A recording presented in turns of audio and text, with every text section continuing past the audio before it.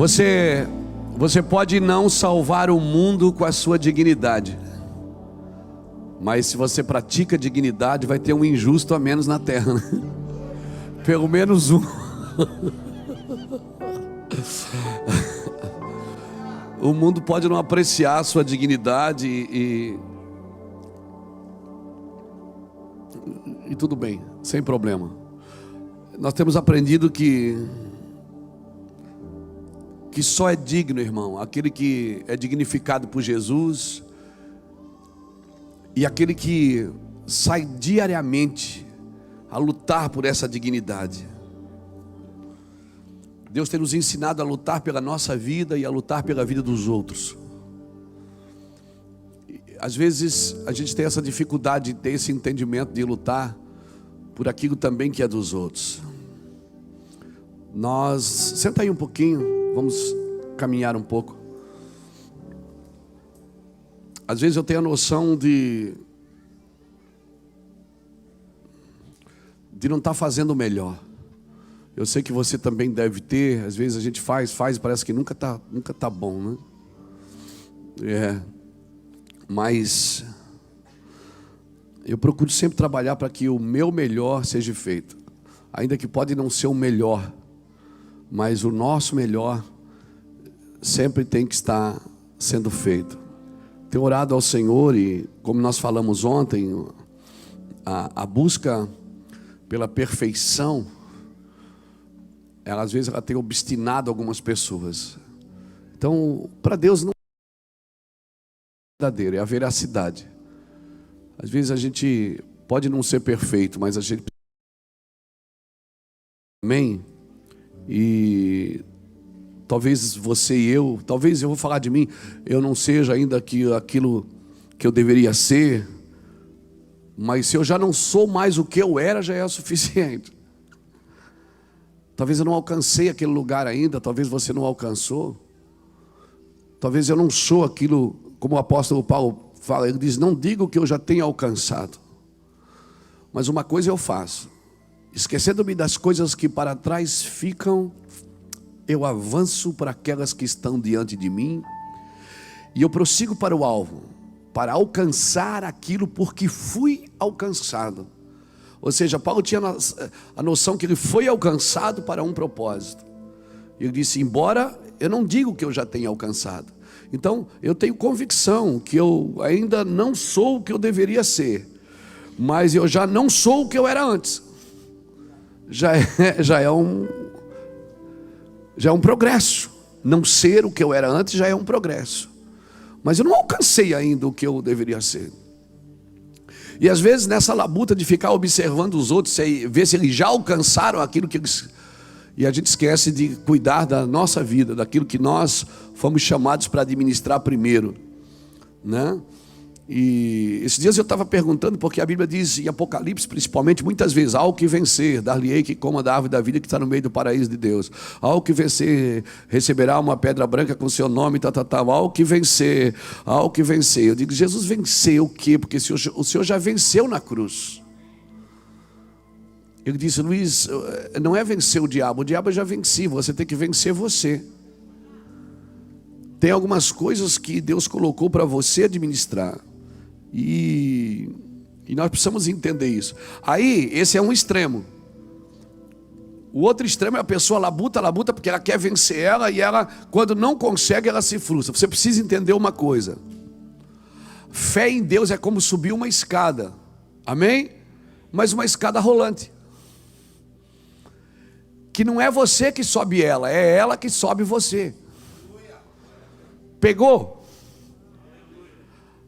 Porque às vezes a gente quer usar a nossa fé para controlar a vontade de Deus, ou achar que pode controlar a vontade de Deus. Fé é subir uma escada, mas uma escada rolante, que não é você que sobe ela, é ela que sobe você. Você entra, mas ela que sobe você. Então isso para mim é fé.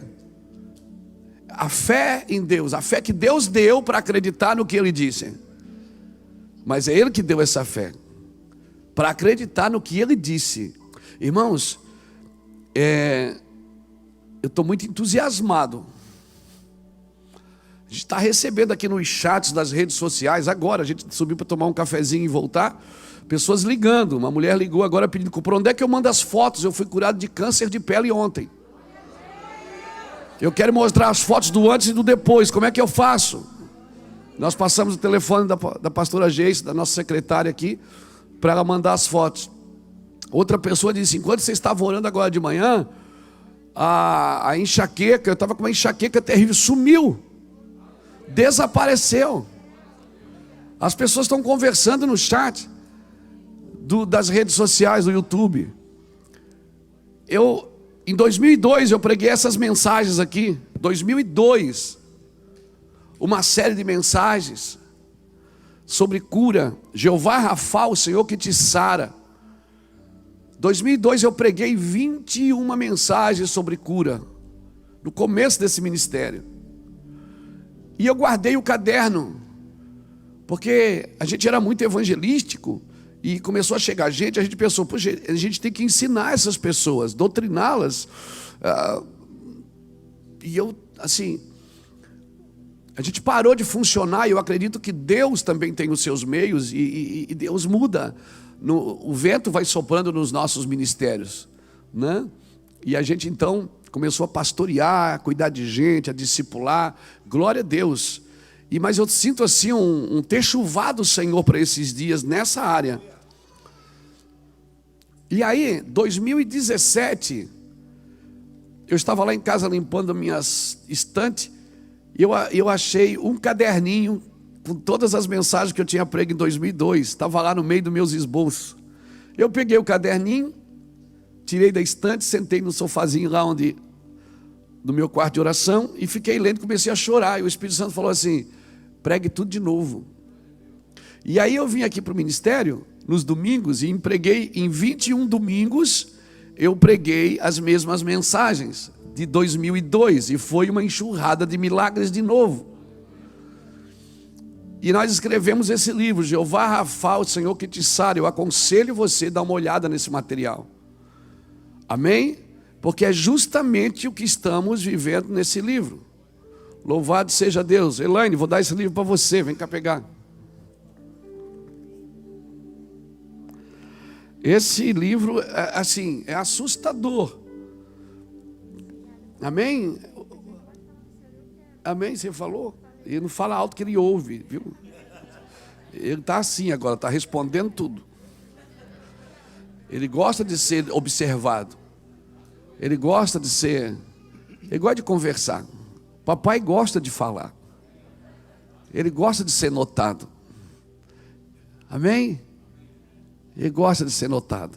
Eu me lembro que uma vez, nossos filhos, eles eram pequenos, assim que a gente começou o Mevan, e a gente pregava aqui, segunda-feira aqui, terça em Blumenau, quarta aqui, que eu fiquei 1 ano fazendo esse trajeto, vindo todo dia para Itajaí. Fui morar em Blumenau para não dividir a igreja onde eu estava.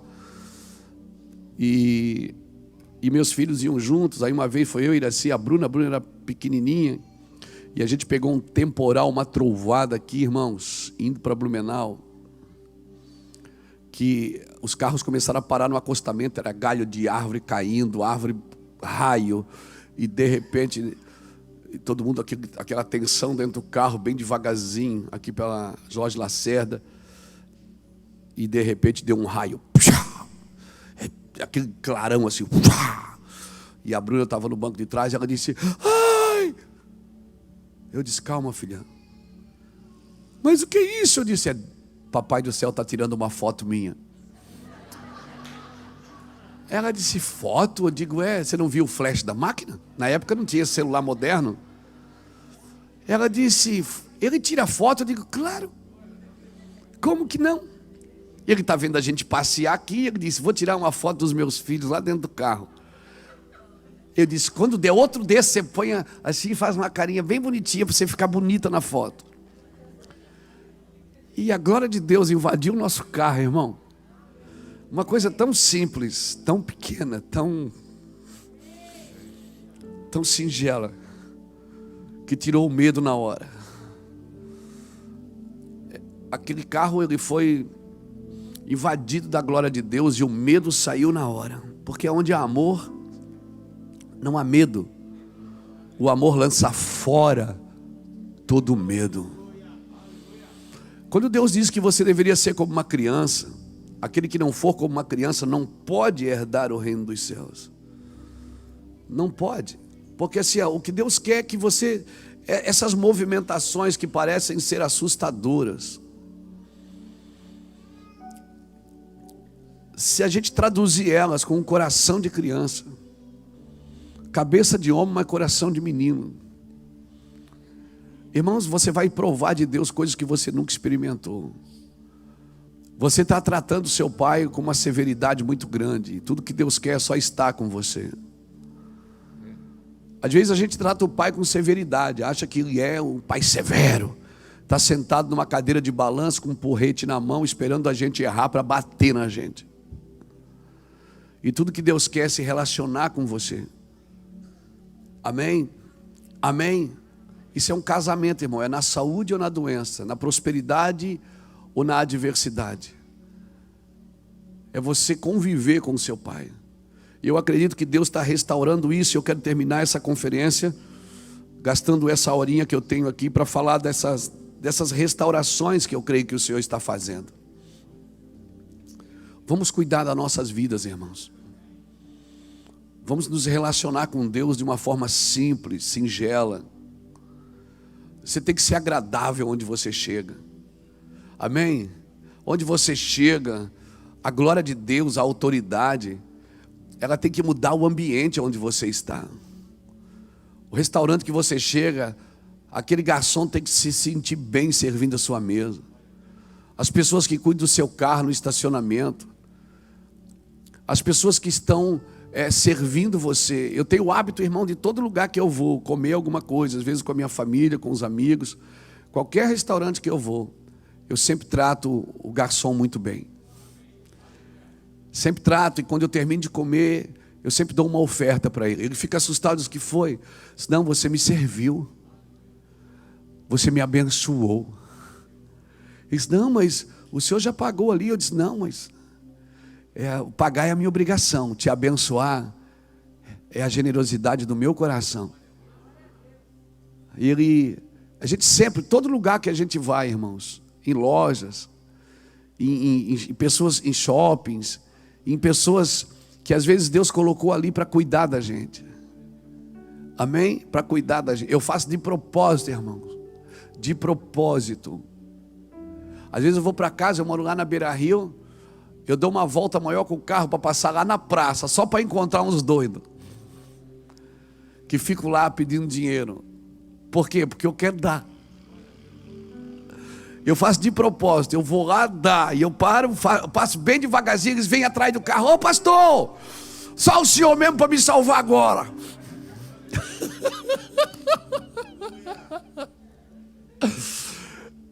Você tem que chegar no lugar e ser agradável. As pessoas têm que sentir saudade de ter estado com você. Elas têm que, quando pensar em você, tem que vir lágrimas nos olhos. Lágrimas. Como eu fui bem recepcionado.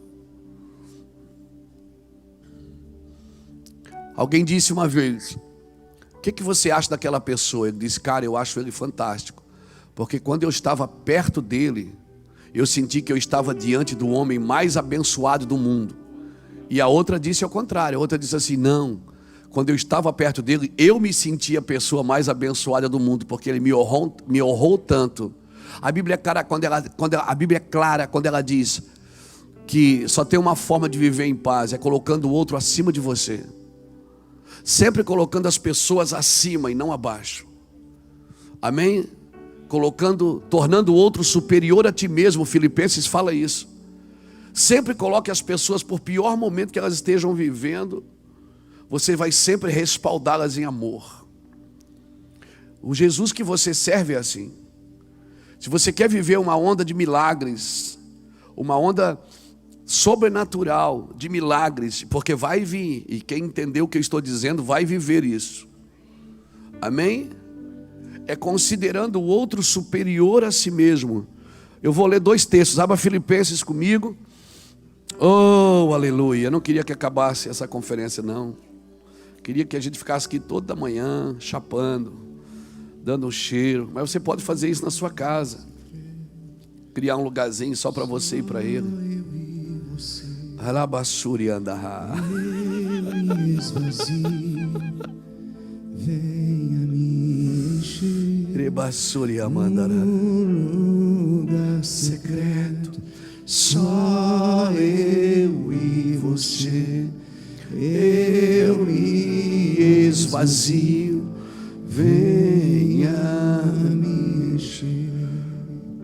Capítulo 2 de Filipenses diz assim, ó, portanto, se há algum conforto em Cristo, se há alguma consolação de amor, se há alguma comunhão no Espírito, se há alguns entranháveis afetos e compaixões, completai o meu gozo para que tenhais o mesmo modo de pensar, tendo o mesmo amor, o mesmo ânimo e pensando a mesma coisa. Olha isso, tendo o mesmo modo de pensar e pensando a mesma coisa. Às vezes a gente tem o mesmo modo de pensar, mas não pensa a mesma coisa. Pegou? Vamos lá. Nada façais por contenda ou por vanglória, mas por humildade. Cada um considere os outros superiores a si mesmo. Não atente cada um somente para o que é seu, mas cada qual também para o que é dos outros. E aí começa a falar de Jesus, de sorte que haja em vós o mesmo sentimento que houve em Cristo Jesus, que mesmo sendo Deus, não tomou por usurpação ser igual a Deus, mas a si mesmo se esvaziou, tomou a forma de servo e foi obediente até a morte e morte de cruz. Mas Deus lhe deu um nome que está acima de todo nome, a qual todo joelho se dobrará, e você conhece a história. Jesus é o seu modelo de considerar o outro superior a si mesmo. E o outro texto que eu quero voltar a ler é aquele que nós lemos lá no primeiro dia, que é Hebreus capítulo 11 e o versículo 8, que diz, Hebreus 11, 8 diz, pela fé Abraão, sendo chamado para um lugar que havia de receber por herança, obedeceu e saiu sem saber para onde ia, e pela fé peregrinou na terra da promessa, como em terra alheia, habitando em tendas com Isaque e Jacó, herdeiros com eles da mesma promessa, pois esperava a cidade que tem os fundamentos, da qual Deus é o arquiteto e o construtor. Pela fé também a própria Sara recebeu o poder de conceber um filho, mesmo fora da sua idade, porque teve por fiel aquele que lhe havia feito a promessa. Pelo que também de um, e esse já amortecido, descenderam tantos em multidão, como as estrelas do céu e como as areias inumeráveis que está na praia do mar. Todos estes morreram na fé sem alcançarem as promessas. Viram-na de longe e a saudaram e confessaram que eram estrangeiros e peregrinos na terra. Ora, os que dizem tais coisas claramente mostram que estão buscando uma pátria. E se na verdade se lembrassem daquele de onde haviam saído, teriam oportunidade de voltar. Mas agora desejam uma pátria melhor, isto é, a celestial, pela qual também não se envergonham deles, de ser chamado, pela qual também Deus não se envergonha deles de ser chamado o seu Deus, pois já lhe preparou uma cidade. Obrigado, Espírito Santo, pela tua palavra. Que saia desse altar rios que toquem essa nação para a glória de Jesus.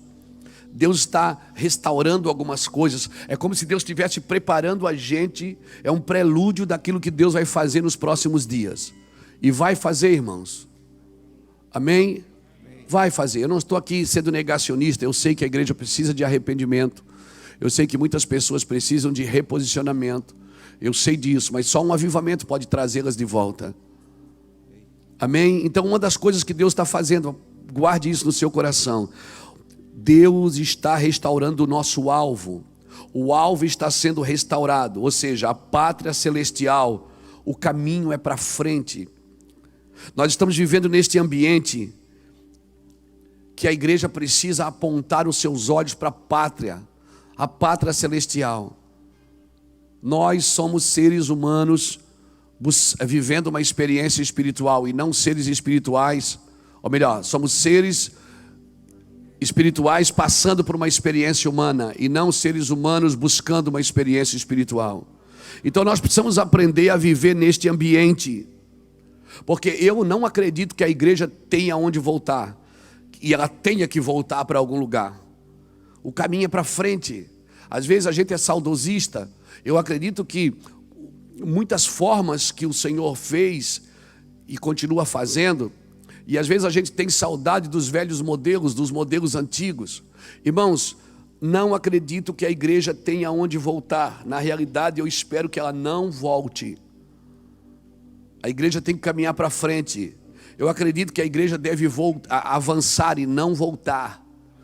O caminho é para frente. Se Deus mandou sair, é para sair.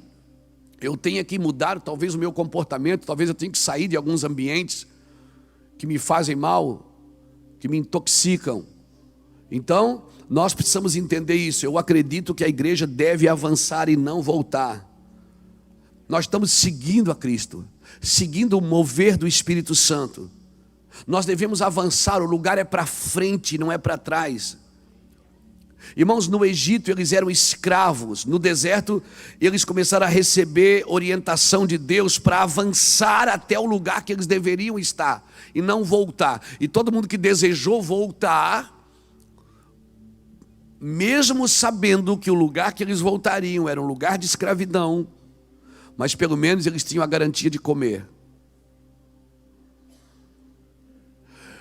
Quando você começa a comparar o que você está recebendo de Deus com aquilo que você vivia, certamente vai dar saudade do Egito. Vai dar saudade se nós não nascemos de novo. Mas se você nasceu de novo, você não tem saudade do Egito. Eu confesso para você que uma das coisas mais terríveis na minha vida foi ser pastor em Itajaí. Por quê? Porque aqui foi o meu cenário de derrota, foi o meu cenário de escravidão, foi o meu cenário de adultérios, foi o meu cenário de drogadição, foi o meu cenário obscuro. Então, quando eu aceitei Jesus, tudo que eu queria era sair dessa cidade. Porque eu vi muitas vezes por esta porta entrar pessoas para aceitar Jesus que eu tive envolvimentos. Pessoas que eu sabia quem matou o filho dela, quem se envolveu com isso, quem se envolveu com aquilo. E tudo que eu queria era sair desse cenário, porque coisas que não são vistas não são lembradas. E eu chorava com Deus, eu queria ir embora dessa cidade. Como que eu posso ser pastor num lugar onde eu fui trevas nébias? E eu pensava, meu Deus, eu quero sumir daqui, eu quero ir para um lugar que ninguém me conhece. E o Senhor disse, não, no mesmo lugar que o diabo te envergonhou, eu vou te abençoar. Você precisa passar por isso, esse lugar vai ser a sua cura. Irmãos, nesses 20 anos pastoreando essa igreja, com esse microfone na mão todas as semanas, nós presenciamos coisas difíceis de lidar aqui. Pessoas entravam e eu dizia, meu Deus, pessoas que aceitavam Jesus conosco, aos lágrimas aqui, pessoas que eu tinha envolvimento com drogas, pessoas que eu tive envolvimentos na imoralidade, e eu chorava e dizia, Deus me tira daqui. E muitas dessas pessoas paravam na minha frente e diziam, como você mudou, Luiz. Como Deus fez, olha o que Deus fez na sua vida. Você é uma inspiração para mim, porque se Deus fez na sua vida, Ele vai fazer na minha também. Se Deus fez na casa de vocês, Ele vai fazer na minha também. E aí eu pude entender, aleluia, aquele gadareno que estava preso ali em Gadá, quando ele foi liberto por Jesus, que ele vestiu roupas, que eles chegaram, viram ele vestido e não estava mais acorrentado. E quando Jesus embarca no barco para voltar para o outro lado, ele quer ir junto, ele quer sair daquele cenário. Jesus diz, não, volta para sua casa. Seja uma testemunha agora no meio dos seus. E foi um dos textos que Deus falava comigo para esse movimento. Então eu acredito, irmãos, que no Egito eles eram escravos, no deserto eles recebiam orientação de Deus para avançar no lugar da promessa, e todo mundo no Egito que pensou em voltar, pensou em retroceder, pensou em voltar aos velhos hábitos, morreu no deserto. Mas todos aqueles que não tiveram medo de avançar, né, que você conhece dois especificamente, Josué e Calebe. Então aprenda nesse deserto a colher de Deus, a cavar em Deus, a depender de Deus. Esta palavra que tem sido dito, logo tudo voltará ao normal. Esta palavra está alimentando uma esperança errada. Não vai voltar nunca mais ao normal, irmãos. Por quê, pastor? Porque vai ficar melhor. As coisas velhas se passaram e tudo se fez novo. Logo, logo volta tudo ao normal. Você quer voltar para o normal? Eu não quero. Eu não quero. Por isso que na saída do Egito muitos tiveram que morrer porque não acreditaram na realidade do deserto. Querido, aprenda a viver, aprenda a prosperar, aprenda a liderar, aprenda a prosseguir nesse novo lugar, nesta nova realidade que faz parte de um cenário bíblico. Não anule o cenário bíblico dos seus dias. Nós estamos no meio de um cenário bíblico. A ideia é como você vai se comportar. Mas então está perto do arrebatamento. Jesus vai tirar a igreja daqui agora e aí que se lasque tudo. E meu irmão, Deus não tirou o povo do Egito antes das pragas, Ele tirou depois.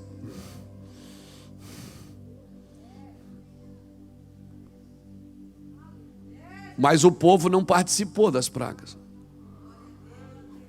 Eles estavam guardados. Eles tinham um alvo. Eles tinham uma esperança. Eles tinham, acima de tudo, uma palavra. Por isso, em vez de ficar alimentando as pessoas para retornar ao Egito, vai voltar tudo normal. Logo, logo, a sua empresa vai voltar a prosperar. Logo, logo, a sua igreja vai voltar a encher. Logo, logo, o seu ministério vai voltar a fluir. Meu irmão, em vez de ficar alimentando as pessoas a voltar para o Egito, mostre para elas o lugar que Deus quer levá-las. Mostre para ela o lugar que Deus... Mas ninguém sabe. Mas mostra. Mostra o caminho, se torne o caminho. Fale sobre as promessas futuras da eternidade. Converse sobre a volta de Cristo para essas pessoas. Fale sobre o que Deus vai fazer, celebra a vitória. Eu não sei quanto a você, mas cada vez que eu quero dizer assim, cada vez que eu venho nesse púlpito e pego esse microfone e fico diante dessas câmeras e digo, Deus vai fazer algo sobrenatural. Alguém na internet diz assim, a igreja, ela precisa ser transformada. Você está falando que a igreja tem que ir quando ela tem que voltar. A igreja não tem que voltar para lugar nenhum. Ela só tem que voltar a viver o primeiro amor que ela trocou, substituiu por muitas coisas. É para frente, irmão. Diga ao povo que marche, avancem. Parece que cada vez que a gente pega o microfone para trazer esperança, tem pessoas amarguradas, órfãos, tristes, pessoas que só veem derrota na igreja. A igreja tem que caminhar, irmãos. As coisas velhas se passaram e tudo se fez novo. A igreja precisa estudar Filipenses, uma das últimas cartas de Paulo, falando de regozijo. Alegrai-vos comigo no Senhor, regozijai-vos. Paulo ensinando a viver no meio da tribulação, um cara prisioneiro, preso, pronto para morrer, e dizendo, alegrai-vos comigo no Senhor, outra vez digo, regozijai-vos. Escrevendo para a carta de 2 Timóteo, talvez o que nós entendemos como a última carta de Paulo, porque ele diz, acabei a carreira, guardei a fé. E o que foi preparado para mim está preparado. Então conversa sobre a volta de Cristo. Não se junte em grupinhos para falar sobre os cenários políticos. Comece a falar sobre os cenários de Cristo, sobre a volta de Jesus. Não tente saciar a sede e a fome das pessoas com um falso retorno que não vai acontecer. Nós temos uma promessa, nós temos uma provisão, e nós temos uma presença, e nós temos uma promessa que diz que nós temos que aprender a viver neste ambiente. Nós queremos paz e sossego. Mas o Senhor disse, aprenda a viver nesse tempo. Então para que voltar? Eu não quero voltar. Você quer voltar? Eu não quero. Eu vou trabalhar para a igreja não voltar para aquele evangelho fraco, para aquele evangelho de exibição, para aquele evangelho raso, governado por mamon, para aquele evangelho de escravidão denominacional que tem que beijar a mão do líder. Eu não quero voltar para esse lugar, não. Eu não quero voltar. Eu não quero que a igreja volte a depender de mamão. Eu não quero voltar para esse evangelho fraco, esse cultinho de 1 hora. Essa reuniãozinha fraquinha, que as pessoas ficam olhando no relógio, senão vai perder o jogo, senão vai perder o Fantástico. O jogo da vida. Eu quero avançar, irmão. Eu estou entusiasmado. Eu mergulho nas Escrituras para dizer: Deus, o que é que vai acontecer? Me fala, Senhor, nos ensina a viver nesses dias, nos ensina. Vamos voltar. A igreja quer voltar, porque é melhor contar história do que viver realidades espirituais. As histórias que nós contamos aqui nesses dias para você são histórias que nos reposicionam para viver as realidades espirituais desses dias. Histórias de avivamento, livros que eu leio de avivamento, é para não deixar o pavio fumegar e para dizer: se pôde acontecer há 100 anos atrás, pode acontecer hoje, porque meu Deus é eterno. Ele não está preso no tempo. Se aconteceu há 600 anos atrás, se aconteceu com Isaías, com Zacarias, se aconteceu com Abraão, com Isaac, com Jacó, se aconteceu com João Batista, com Elias, os dias de Elias, meu Deus, pode acontecer de novo. Histórias não é para mim ficar contando história. Histórias são para me reposicionar numa realidade espiritual. Então eu vou falar, levante sua mão direita aqui. Nós nos recusamos, Senhor Jesus, a voltar para um evangelho fraco, um evangelho de exibições, um evangelho de competições, um evangelho raso, governado por mamão, um evangelho de escravidão denominacional, um evangelho onde crentes atacam crentes, falam mal de crentes para se sentir melhores do que os outros. Nós recusamos a voltar para esse lugar. Nós queremos avançar para aquilo que está diante de nós. Nós queremos prosseguir para o alvo, para alcançar aquilo por que fomos alcançados. Nós queremos isso, Senhor. Pastor, mas é melhor voltar do que ficar no deserto. Melhor avançar, irmão. O deserto é o lugar de decisões. Ou eu avanço para aquilo que foi me prometido, ou eu volto para a minha segurança. Eu sei que é muito mais fácil pertencer a Faraó do que passar fome no deserto. A minha pergunta é: você viu alguém passar fome no deserto? Alguém morreu de fome no deserto? Não, morreu de rebeldia, morreu de incredulidade. Mas de fome ninguém morreu. Então, eu não quero voltar. Aqui no deserto é difícil. Por quê? Porque aqui no deserto nós não podemos controlar as nossas vidas. Você está olhando para cima, tabernaculando, caminhando, a nuvem move, você tem que mover. Ficou para trás, já era, os amalequitas vinham e pegavam. Você não pode andar na frente da nuvem nem atrás dela. No deserto podemos controlar pouco as nossas vidas. Aqui no deserto nós dependemos dele para beber, para comer. Mas eu quero dizer, igreja, que o seu futuro é glorioso. Meu Deus, igreja, o seu futuro é glorioso. Você precisa entender isso.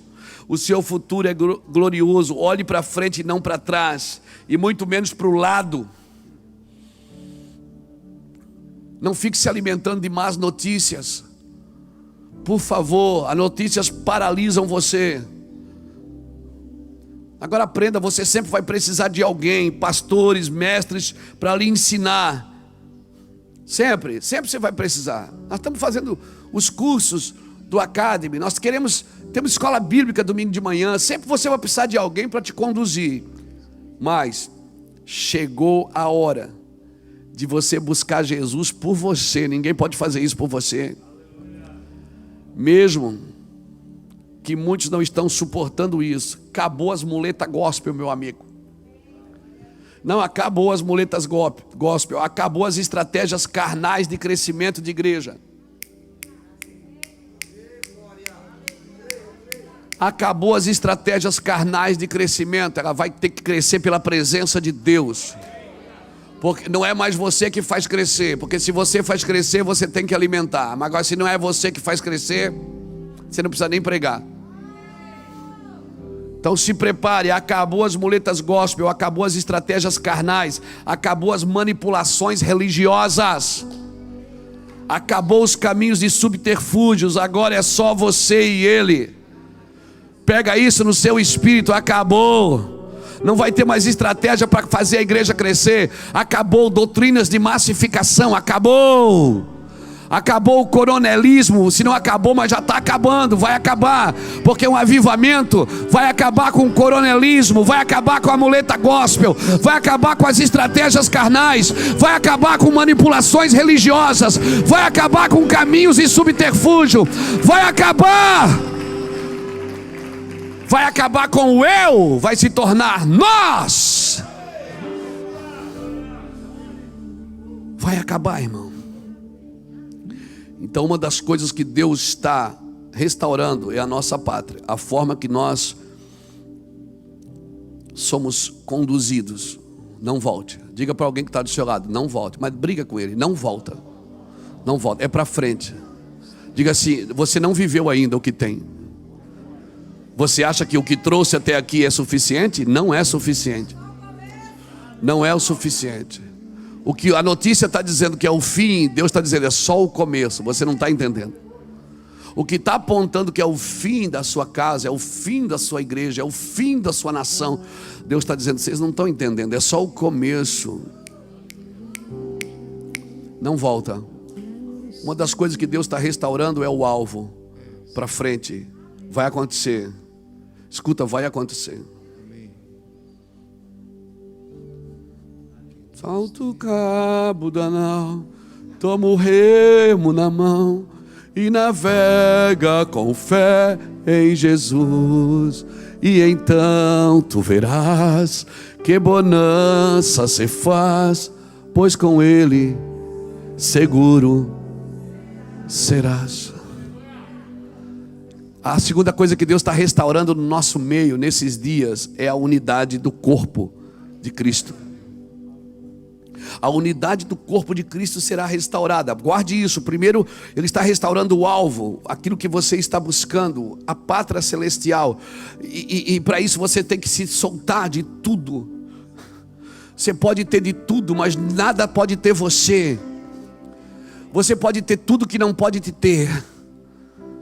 Fazer como Abraão, que habitou em tendas com Isaac e Jacó, porque buscava algo superior. A segunda coisa que Deus está restaurando é a unidade. Tem a ver com o que está dentro e não com o que está perto. Unidade é o que está dentro de você. Tem gente que você chega perto dela, não é uma unidade por interesse, é uma unidade que salta, como disse o pastor Buracava aqui hoje, as crianças saltam no ventre. Quando você encontra alguém que você está gerando a mesma coisa, às vezes você não tem nada para dar para ela, ela não tem nada para te dar, mas as crianças, o que nós estamos gerando no ventre profético, salta dentro. E aí você vai começar, o seu útero espiritual vai começar a empurrar você. Você precisa entender. Você precisa entender isso. Depois você lê Lucas capítulo 1, capítulo 2. Maria, o Senhor disse: Maria, eu vou colocar um filho aí no teu ventre. E ele será o filho do Altíssimo. Ela disse: mas eu nunca tive com homem. O Senhor disse: não vem. O que eu vou colocar em você não vem de estar com homem. O problema é esse: você quer sempre gerar a partir da carne e não a partir do Espírito. Ele disse: eu vou te dar algo do Espírito. Ela disse: eu nunca tive com homem nenhum. Descerá sobre ti o Espírito Santo, e o poder do Altíssimo te envolverá.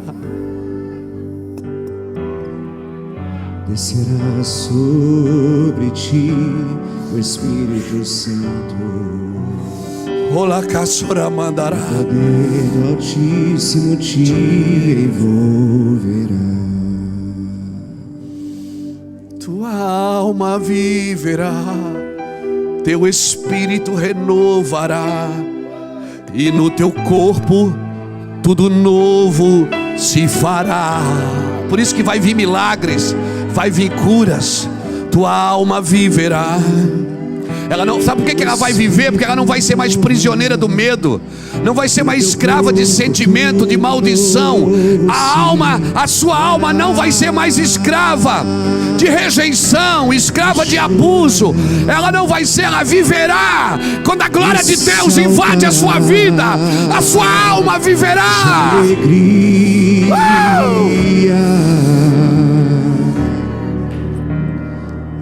E aí você vai ter: e louvarás e saltarás de alegria. Só que o anjo falou isso para Maria e deu um conselho para ela. Diz: sabe Isabel, tua prima? Ela também está gerando um filho na sua velhice. Ela disse: é? Ela disse: é.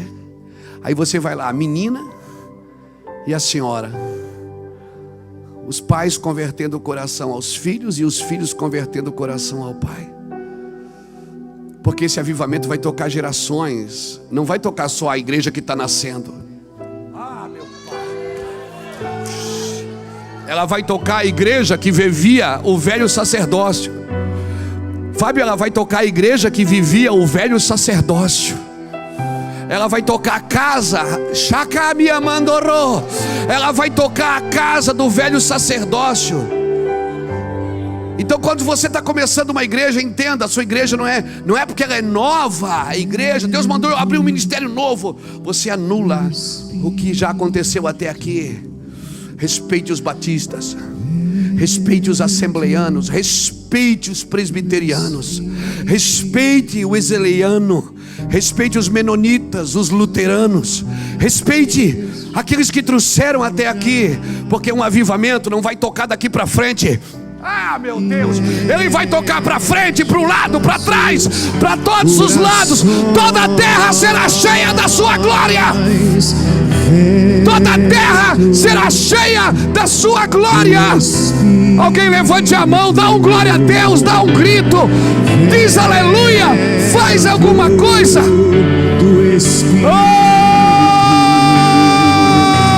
Sopra neste La mandará bassoria mandará.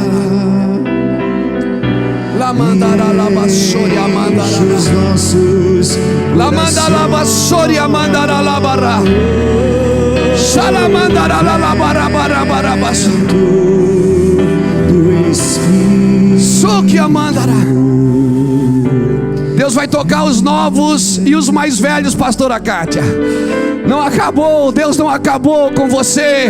Você que acha que já passou da idade, está só começando, meu filho. Está só começando. O avivamento não respeita a idade cronológica. Ele vai tocar para frente e para trás.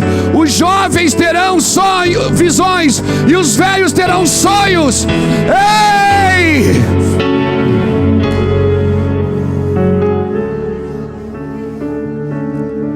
Maria teve uma visão.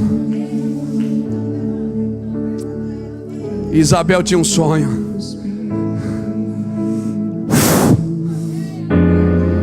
Por isso, meninos da internet, respeita a gente, viu? Meninos da internet que começaram agora, tem seguidores, respeite a gente, que veio antes de vocês. Quando não tinha internet, quando a gente viajava o Brasil de carro, de ônibus, passava como eu passei 36 horas dentro de um ônibus para ir pregar numa conferência no Mato Grosso. Quantas vezes peguei o ônibus aqui, 24 horas de ônibus para pregar numa igreja. Respeite aqueles que vieram antes, que andavam a cavalo. Deus é geracional, cara. Deus não tem que, Ele não quer ter que matar uma geração para fazer a outra viver o novo. Eis que tudo se fez novo. Honre os irmãos mais velhos. Eu já falei disso aqui essa semana. Cinza, põe cinza na cabeça. Remanda lá chorar. Por que você acha que o anjo falou para Maria: sabe Isabel, tua prima, também está gerando um filho na sua velhice? Deus disse assim para... Sabe o que Deus estava dizendo para Maria? Maria era menina, ela devia ter de 14 a 17 anos. Sabe o que o Senhor estava dizendo? Vai para a casa dela, ela vai te ensinar como é que pare. que quando ela chegou lá, Isabel já estava grávida de 6 meses. E ela ficou quantos meses lá? 3. Faça as contas. 6 e 3 é?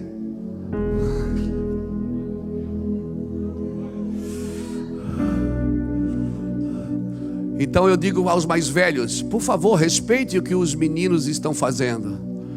E meninos, respeite o que os velhos disseram. Era a revelação que eles tinham. Talvez eles não tenham uma internet, uma câmera, uma GoPro. Talvez eles não tenham a sua capacidade de juntar gente numa rede social, mas eles têm. Eles juntaram gente numa congregação. Você está me entendendo? Você quer viver um avivamento individualista? Não existe avivamento individualista. E Maria foi para a casa de Isabel, e quando ela chegou lá, as crianças saltaram no ventre. E a criança saltou no ventre, Gladys. A primeira vez que elas se viram grávidas, as crianças saltaram internamente. Um dia, essas crianças nasceram. E depois, a Bíblia declara que elas se reencontraram no Jordão. Agora, não foi mais o vento que saltou, foi o céu que abriu. Porque as coisas que acontecem dentro de você, elas só sinalizam o que vai acontecer fora de você. Obrigado, Gladys. Você está me entendendo? Então comece a procurar pessoas que quando você está perto delas, o que você está gerando salta no ventre. Se não saltar no ventre, sai de perto, porque vocês não têm o mesmo propósito. Mas se você tem o mesmo propósito, o que estamos gerando nesses dias é para que os próximos encontros, os céus se abram e a voz de Deus venha e diga: isso aí, ó, é o meu filho amado. Você não tem como falar de Jesus sem falar de João, e é impossível falar de João sem falar daquilo que ele apontava. Estou sentindo muita graça de Deus aqui para falar isso para você. A unidade do corpo será restaurada. A unidade não tem a ver com o que está dentro, não com o que está perto, porque pode estar perto e não está dentro. Minha mãe é costureira, e a gente sempre acha que é a costureira que costura a roupa. Não é. Quem costura a roupa é a máquina. A costureira, ela junta as pontas, as partes, e passa na máquina, e a máquina costura. Então o meu trabalho é me juntar com você. Quem vai fazer essa ligação é o Espírito Santo. Se ele não fizer, não adianta. Hoje nós vemos muitas unidades por interesses.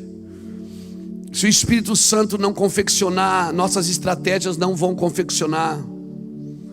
Nosso serviço não vai confeccionar. Nós temos muita unidade pelo serviço. A gente se junta para trabalhar, mas não se junta para amar. Não se junta para chorar junto. Não se junta pela dor. Não se junta pela alegria. Como é que eu sei que eu estou vivendo em unidade? Quando a dor dos outros causa dor em mim, e quando a alegria dos outros não me causa inveja. Quando a dor dos outros causa dor em mim, e quando a alegria deles não me causa inveja. Quando eu celebro o que Deus está fazendo com eles, ainda que não seja comigo. Eu desfruto dos meus irmãos que prosperam. Eu desfruto dos meus irmãos que avançam. Aleluia. Obrigado, Jesus, por ter pessoas abençoadas ao meu redor. Obrigado porque o Senhor deu dinheiro a elas. Não deu a mim, mas o Senhor deu a elas.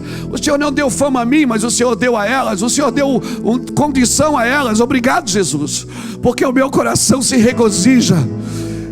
Minha alma engrandece o Senhor. Aleluia. Aleluia. Que não passe de nós, sim, aleluia, o teu Espírito, que tudo Trabaço que que foi me dito a amando. nós Aleluia. venha se cumprir. Aleluia. Que não seja preciso que se levante outra geração. É nós, Jesus, é nós. Venha sobre nós. É nós, Jesus. Realize o teu querer. É a nossa geração, Jesus. Sobre nós e realize. É a nossa geração. Diga, é a minha geração, Jesus. Diga isso, é a minha, Jesus. É a minha geração que vai viver sobrenatural. A minha geração vai viver sobrenatural. Em nossas vidas fluir o teu querer. Geração de adoradores queremos ser, sacerdócio santo pra te oferecer o perfeito louvor. Em nossas vidas fluir o teu querer. Toda tentativa de destruir a unidade é uma tentativa de destruir a imagem e semelhança de Deus. Por isso o meu recado para você é: deixe o Espírito Santo nos aproximar. Deixe que Ele confeccione. Não se põe coisas que Deus não quer pôr. Não se faz coisas que Deus não quer fazer. Eu creio. A terceira coisa que Jesus está restaurando nos nossos dias, por um avivamento, é o nosso sacerdócio. Nós vamos entender o que é um sacerdócio verdadeiro.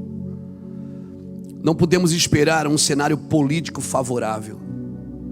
O cenário político não favorece a igreja. O que favorece a igreja é o plano redentivo de Deus. E esse é o plano, e esse plano já está desenrolando, irmãos. Você está esperando um cenário político favorável? Não virá um cenário político favorável.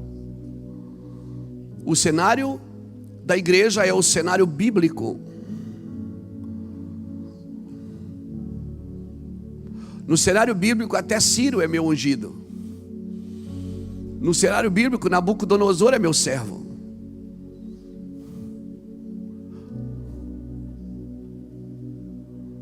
Abra comigo Lucas capítulo 3.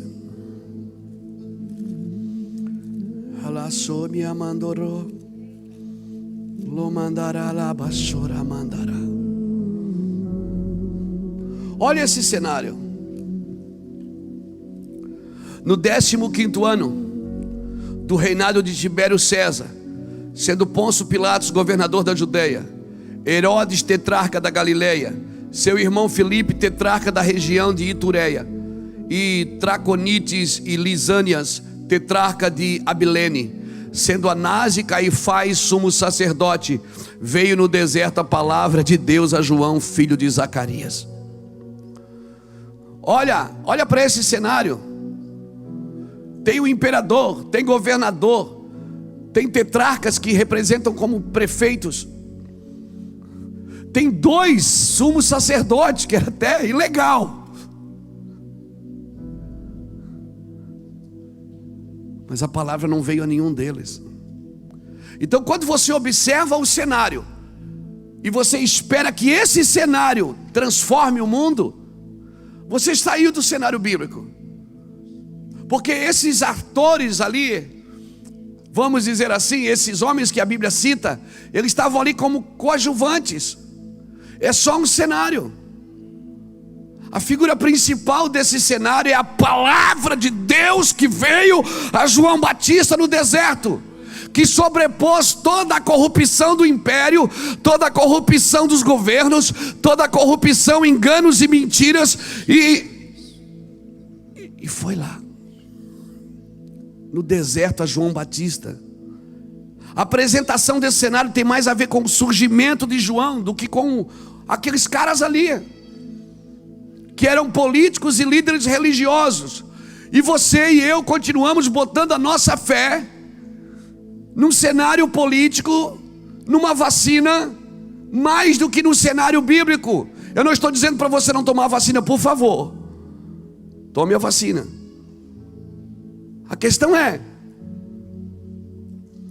da onde vem a sua esperança? Você olha para o cenário e Deus disse: mas a palavra veio a João no deserto. Tem isso aqui acontecendo, mas não é por isso aqui que eu opero por isso aqui.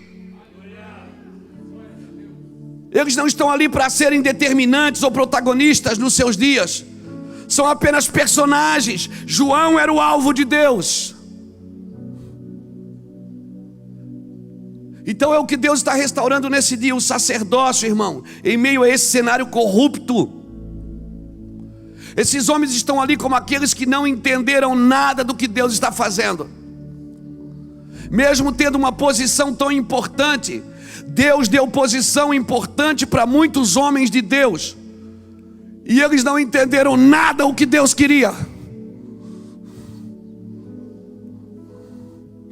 Por isso que posições não geram autoridade, são autoridades que nos dão posições. Tem gente que acha que é a posição que dá autoridade e corre atrás da posição.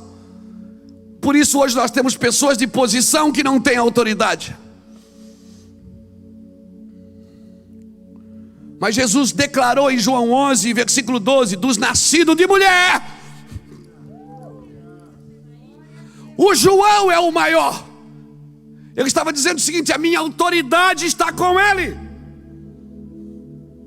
João Batista é o maior, mas contudo, o menor no reino de Deus será maior do que João Batista. É muito preferível ser menor no reino de Deus do que maior nesse cenário. Tem pessoas que estão procurando ser maiores no cenário mundial do que ser menor no reino de Deus. A autoridade está com quem é menor no reino, não com quem é maior na vida. Está aqui, irmãos, preste atenção. O que me encoraja a pensar assim é o que Jesus disse sobre João. O João, o Batista, aquele que batiza. Jesus chamou nos dias de João Batista. Jesus declarou os dias de Abraão. Deus falou, dias de Abraão, dias de Elias. Parece que hoje está faltando isso. Uma voz que pontue para viver nesses dias, para ensinar as pessoas a viver nesses dias, e para dizer às pessoas: vocês não ficarão livres, fique tranquilo, Deus vai pesar vocês. Parece que o que falta hoje é uma voz que pontue o tempo, e não políticos que componham esse tempo. Tem gente que só compõe o tempo, mas não determina o tempo.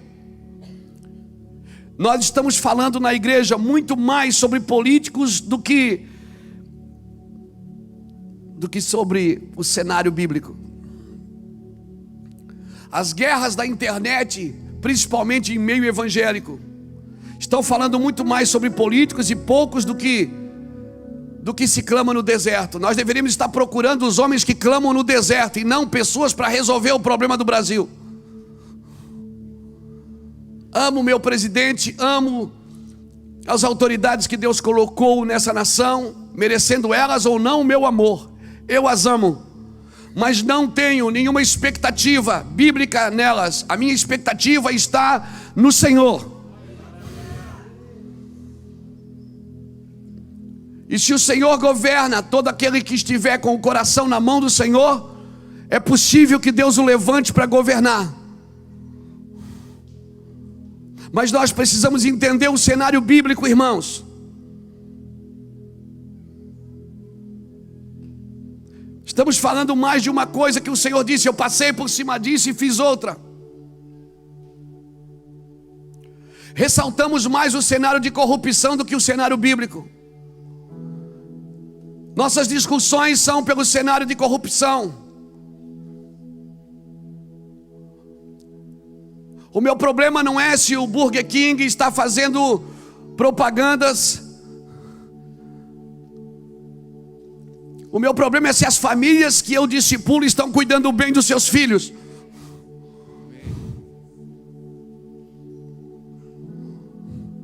Porque se elas estão discipulando seus filhos, meu filho, hora que o seu filho entra num lugar como esse, Os lugares são transformados por causa da presença de Deus na vida deles, e isso é avivamento. Quando você dá mais ênfase ao que é construído por fora do que aquilo que é construído por dentro. O meu problema não é a Nike, não é o McDonald's, não é o Burger King fazendo propagandas. Ah, mas o mundo, isso é mundo, o mundo é mundo, é a igreja que precisa se posicionar. O meu problema é se os membros que congregam comigo estão cuidando bem dos seus filhos, estão abrindo a Bíblia com seus meninos e com as suas meninas, estão ensinando o que é sexo, o que é ser homem, o que é ser mulher. Se eles estão ensinando bem os seus filhos, isso é o que conta, irmão.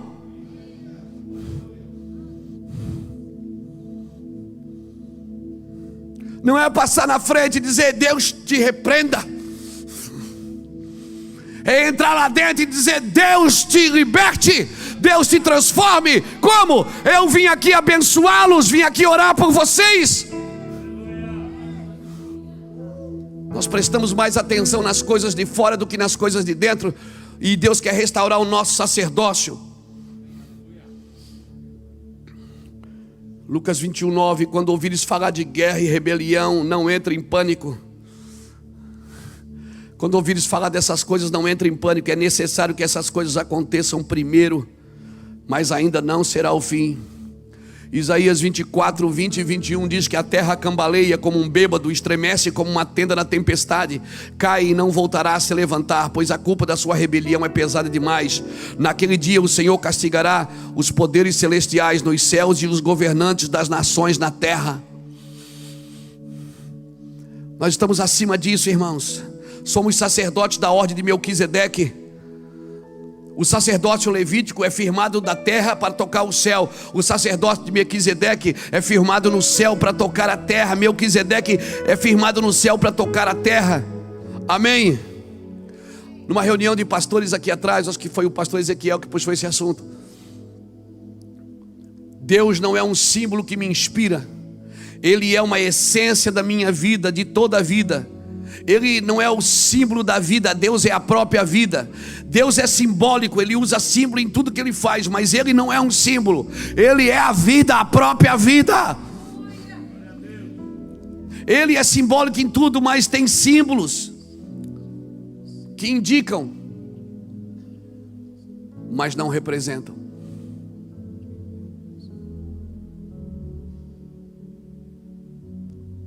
Você não foi chamado só para indicar, você foi chamado para representar. Amém, irmãos? Uma placa de trânsito, você passa ali, tem uma placa com uma seta para a esquerda e um traço. Você sabe que aquela placa é um símbolo indicativo, que indica o que você não deve fazer. Mas se tirarem a placa e botar um guarda que está dizendo que não pode entrar para a esquerda, ele já não está mais indicando, ele está representando uma autoridade. O problema é isso, a igreja ela mete um monte de símbolos que indicam, mas falta homens e mulheres que representam. Você foi chamado para representar a autoridade, não foi só para indicar. Você foi chamado para ser um caminho, para viver em verdade e exalar vida. Você foi chamado para isso. Melquisedeque significa rei de justiça, sacerdote segundo a ordem de Melquisedeque. Era um sacerdócio que não era indicativo. O sacerdócio levítico era indicativo, mas o sacerdócio Melquisedeque era representativo. Por isso que Levítico trouxe até Jesus. Ele vinha indicando o caminho, vinha mostrando o caminho. Mas quando Jesus veio, ele é segundo a ordem de Melquisedeque, diz a Bíblia em Hebreus. Ele é segundo a ordem de Melquisedeque, irmãos. Ele não indica, ele representa. Por isso que ele dizia: eu e o Pai somos um. Até João, alguém dizia: eis o Cordeiro de Deus. Depois de Jesus, Paulo já não disse eis o Cordeiro, ele disse: ele habita em mim. Já não sou eu que vivo, só ele vive em mim. Já não está mais ali, está aqui. Então nós precisamos entender quem nós somos: sacerdotes indicativos ou representativos. Porque se eu entender que eu sou um sacerdote representativo, eu não posso viver só apontando o dedo para os outros, irmão.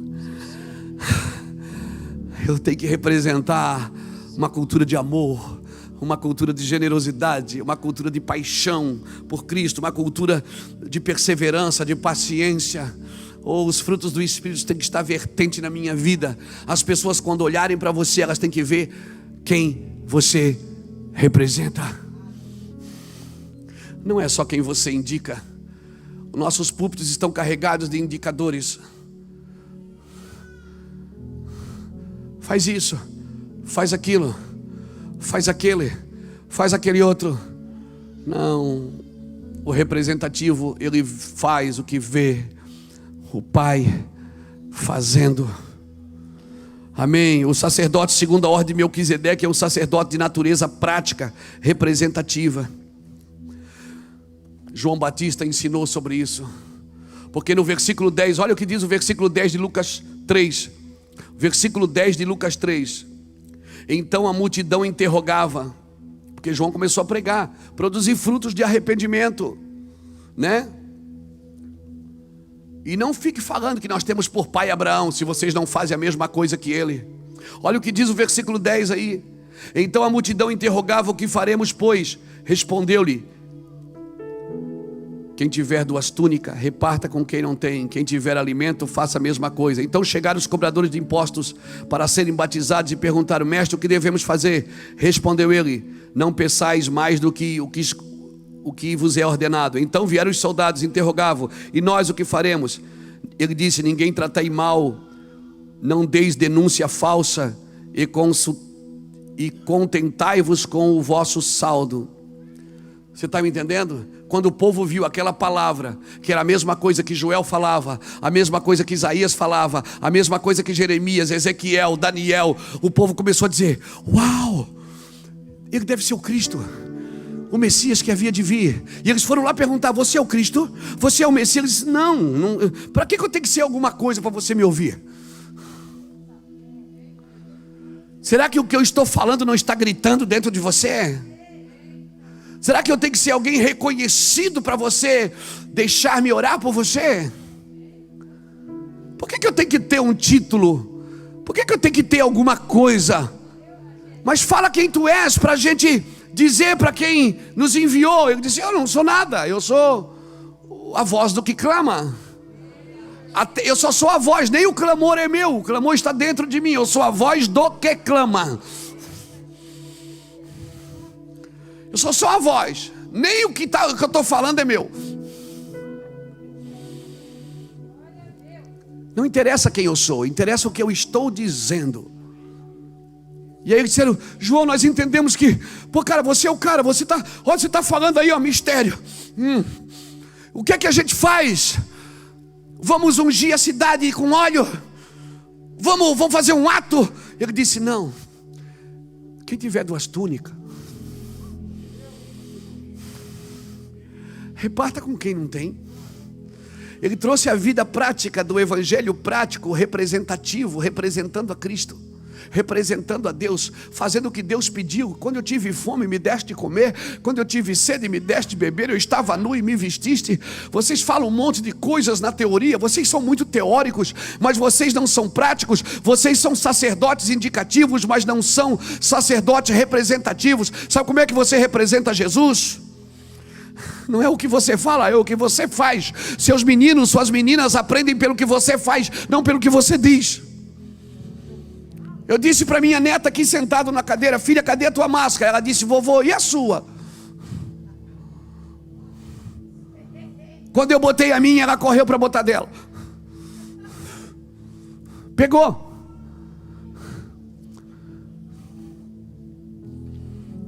Porque o filho faz o que vê o pai fazendo. Eu cobrei dela uma coisa que eu não estava fazendo. 400 anos sem palavra profética. Aí apareceu João pregando uma coisa que ninguém ouvia há muitos anos. Eles ficaram apavorados. Eles deixaram o conforto da sinagoga e foram para o deserto. Deixaram o templo e foram para o deserto. Pessoas se juntavam para ser por ele batizado e perguntavam: o que faremos? Os soldados perguntaram, os cobradores de impostos perguntavam, o povo perguntava. João traz para uma prática e diz: quem tiver 2 túnicas, reparta com quem não tem.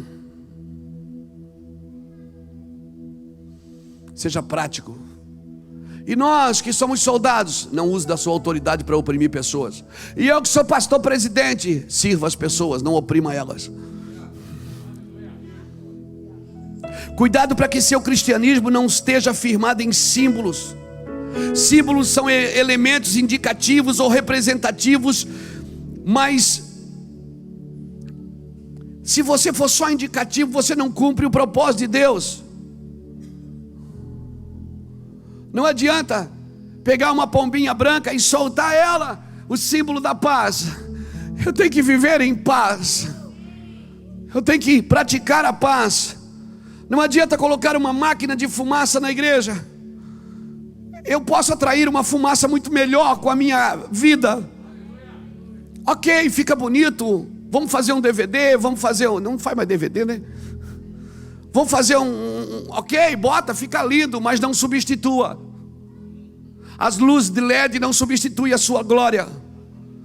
A máquina de fumaça não substitui a nuvem. Só o Espírito Santo pode me ensinar, só Ele me ensina que meu cristianismo está firmado no céu ou na terra. Amém? Agora qual é a diferença? Mateus 23, vamos lá. Meu Deus, não vai dar tempo de falar outro. Mateus 23 diz assim, versículo 1 ao 4. Mateus 23, de 1 a 4 diz assim: então falou Jesus às multidões e aos discípulos: os escribas e fariseus estão assentados nas cadeiras de Moisés. Portanto, observai e fazei tudo o que eles vos disserem, mas não procedais de conformidade com as suas obras, pois dizem e não fazem. Meu Deus. Atam fardos pesados e difíceis de suportar e põe nos ombros dos homens, eles, porém, nem com um dedo querem movê-lo. Tudo que fazem é a fim de serem vistos pelos homens. Esse é o símbolo do sacerdócio indicativo. Ele indica, mas não pratica. Agora, o sacerdócio representativo, abre lá, 1 Coríntios capítulo 11. Vai lá, 1 Coríntios capítulo 11. 1 Coríntios capítulo 11, versículo 1. Está escrito o quê?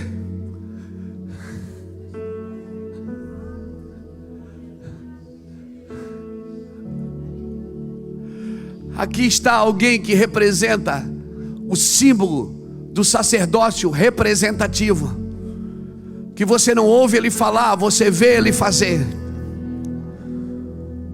Você não ouve ele falar, você vê ele fazer. O indicador pode ter poder, mas aquele que representa tem autoridade, representa debaixo da sua glória. Amém? E tinha muita coisa para falar sobre isso, mas amém. Vamos seguindo em frente. E para terminar, o alvo está sendo restaurado, a unidade está sendo restaurada, o sacerdócio está sendo restaurado e a identidade está sendo restaurada. Abra comigo Números capítulo 2. Essa palavra eu recebi de um amigo, pastor Aloysio Moraes, um precioso homem de Deus. Parte do que eu vou dizer aqui eu recebi dele. Números capítulo 2. Números capítulo 2 diz assim: disse o Senhor a Moisés e a Arão: os filhos de Israel se acamparão junto à sua bandeira, segundo as insígnias da sua casa, da casa de seus pais, ao redor, e certa distância da tenda da congregação se acamparão. E aí vai, ao oriente se acamparão a bandeira do exército de Judá. E se você for ler Números 2 todo, você vai ver Deus mandando eles fazer um censo. Agora esse censo que Deus mandou fazer é com C, o censo. Mas era para trazer censo com S. O censo que Deus mandou fazer era para trazer senso de identidade. Censo para trazer censo. Censo com C para trazer censo com S. Porque uma das primeiras coisas que Deus ordenou que eles fizessem ao sair do Egito Quando chegaram no deserto, começaram a caminhar. E a forma que esse censo foi feito, se você estudar sobre isso, a forma que ele foi feito mostra que ele tinha mais a ver com uma mera contagem. Deus não precisava contar quantas pessoas tem na sua igreja. Não, Deus não precisa contar. Aquele censo que Deus mandou fazer era para trazer um senso de identidade. Não era o Senhor que necessitava saber o número dos filhos de Israel, porque Deus sabe tudo. Mas era o próprio povo que precisava ter a consciência de seu número e a consciência da sua identidade.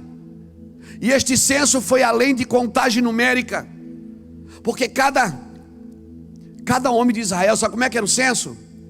Era assim: ficava todo mundo em volta, aí vinha a tribo, primeira tribo de Judá, com o lado da bandeira dos seus pais.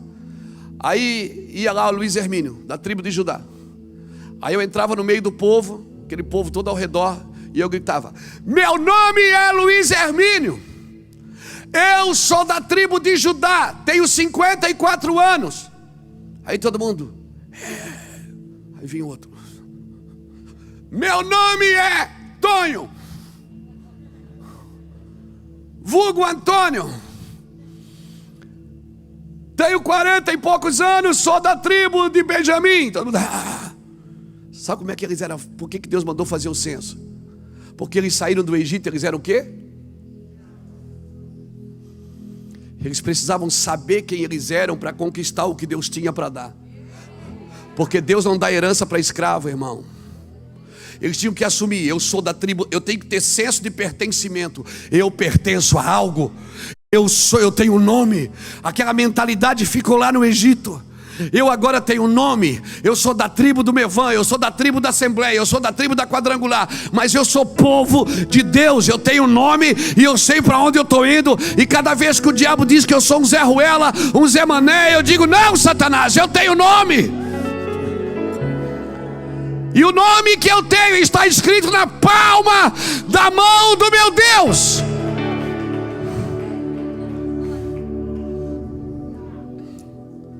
Cada homem de Israel ficava diante de toda a congregação e gritava o seu nome, o nome da sua família, o nome da sua tribo. E por isso, irmão, foi mais do que uma contagem numérica. O censo foi feito para dar um novo senso de valor a cada um. Cada um precisava saber quem eu era, quem ele era. Quem ele era. Ele não era mais um número, ele era alguém. Aleluia. O censo serviu para uma mudança de visão. Depois você lê Josué capítulo 5. Eu não vou ler para a gente ganhar tempo, porque eu ainda quero ir embora.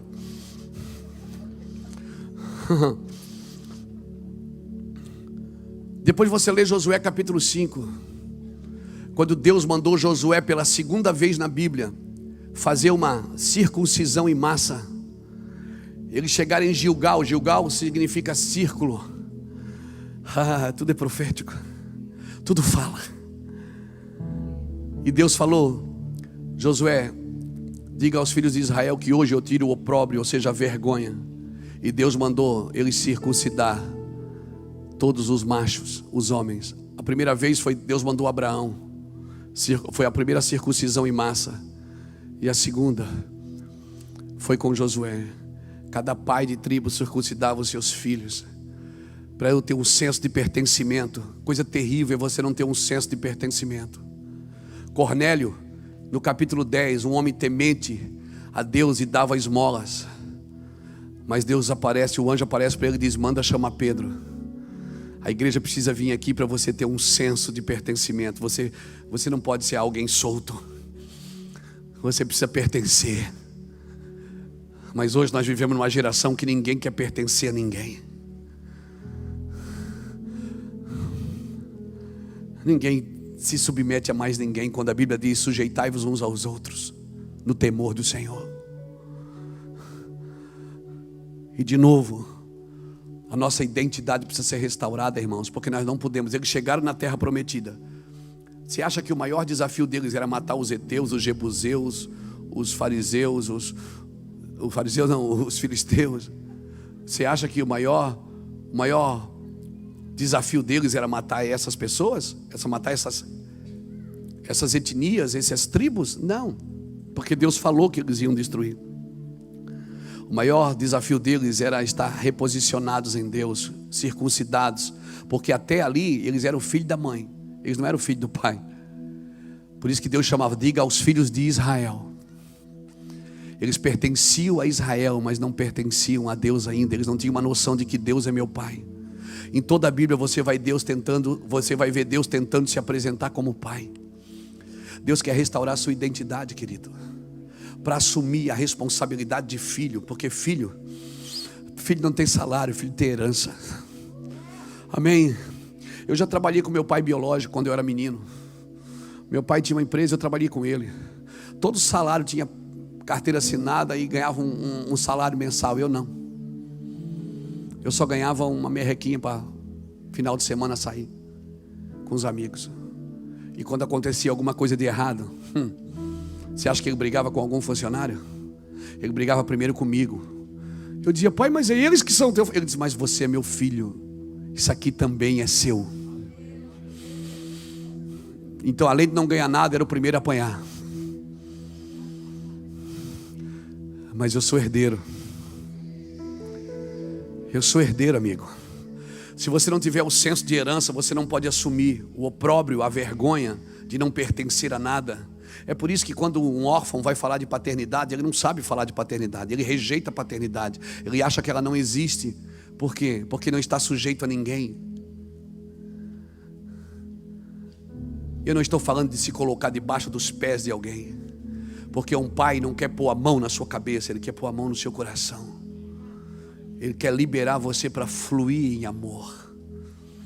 O pai não quer governar sobre, ele quer servir em favor. Você sabe quando está diante de um pai? Porque um dia Abraão encontrou dois homens, o rei de Sodoma e Melquisedeque. O rei de Sodoma disse, me dá as pessoas e fica contigo os bens. O rei de Melquisedeque não pediu nada, ele deu pão e vinho para Abraão. Você vai saber quando encontrar um pai e uma mãe espiritual no caminho. Sabe por quê? Porque eles não vão te pedir nada. Eles vão trazer pão e vinho para a mesa. Sabe o que é pão e vinho na mesa? É trazer você de volta para a comunhão do seu propósito. E eles vão circuncidar você. Sabe o que é circuncidar? Ou seja, você vai ter que baixar as calças e colocar na mão deles a sua intimidade. E não adianta ligar para cá e dizer, pastor, minha igreja está crescendo. Isso não me interessa, eu quero saber como você está. Como está seu casamento, como está sua família, como estão seus filhos. Você está curtindo a namorada, está curtindo o namorado. Você está feliz? Quem é seu pai? É aquele que toca na sua intimidade e não te castra. Ele permite que você também reproduza no rebanho. E quem é teu filho? Aquele que não tem vergonha de mostrar a sua intimidade. E a gente vai se encontrar no caminho. Um pai não fica por aí, quer ser meu filho, quer ser meu filho, quer ser meu filho. Um filho não fica por aí, quer ser meu pai, quer ser meu pai, quer ser meu pai, não. Quando eles se encontram,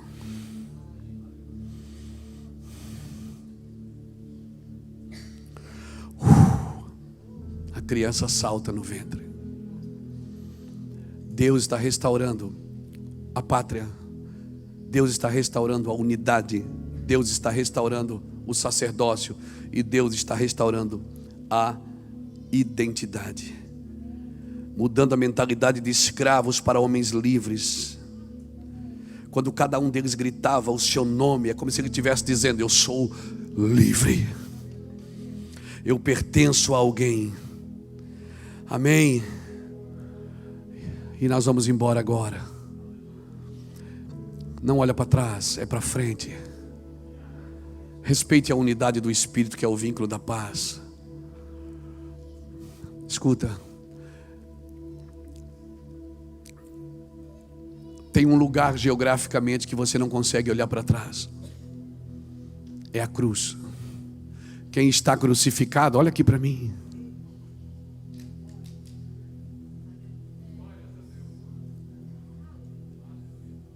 Ele só olha para frente para perdoar, olha para o lado para salvar ou não, para curar ou não, e olha para cima para entregar. mas para trás ele não consegue olhar. Fica de pé comigo.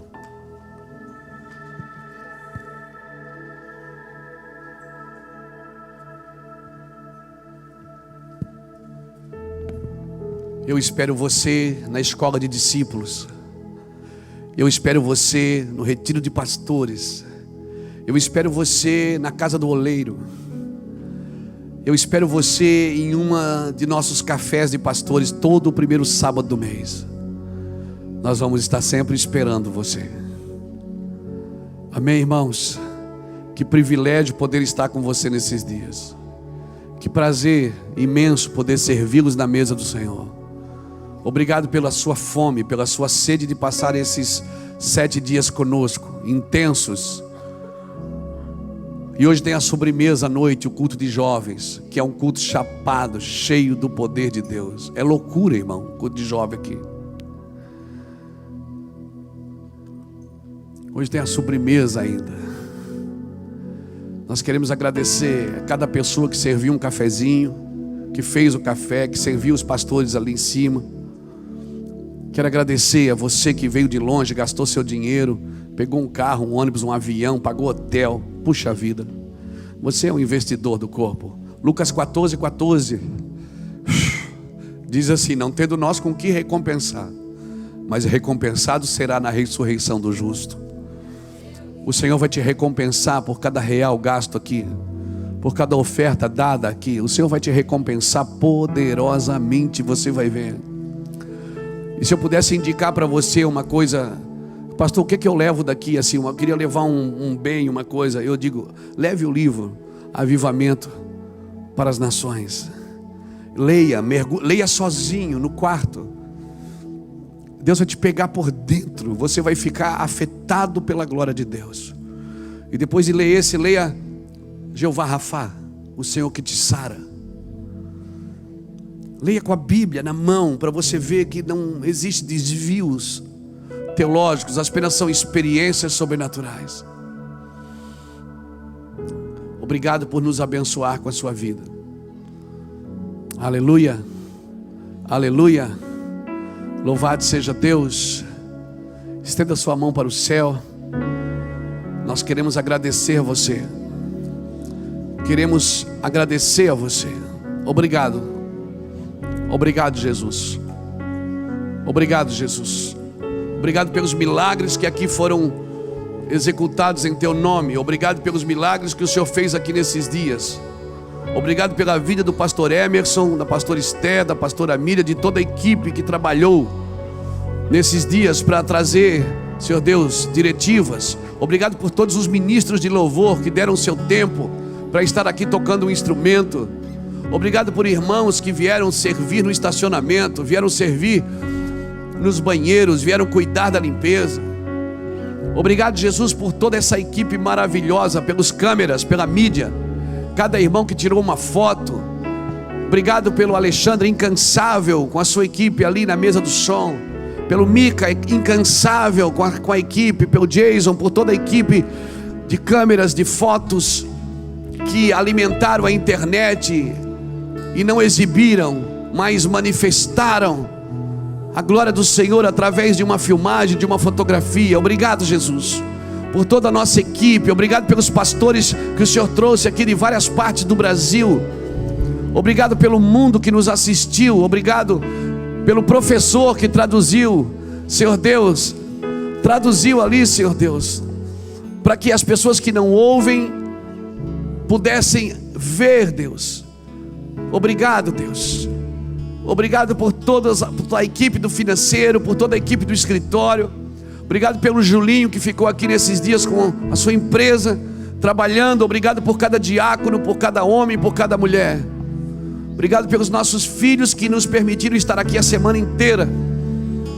Obrigado, Deus. Nós prometemos uma coisa: não seremos perfeitos nunca até a tua volta, mas vamos ser verdadeiros sempre, Jesus.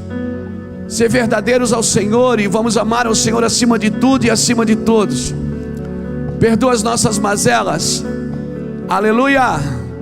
Amém. Aplauda ao Senhor bem forte, querido.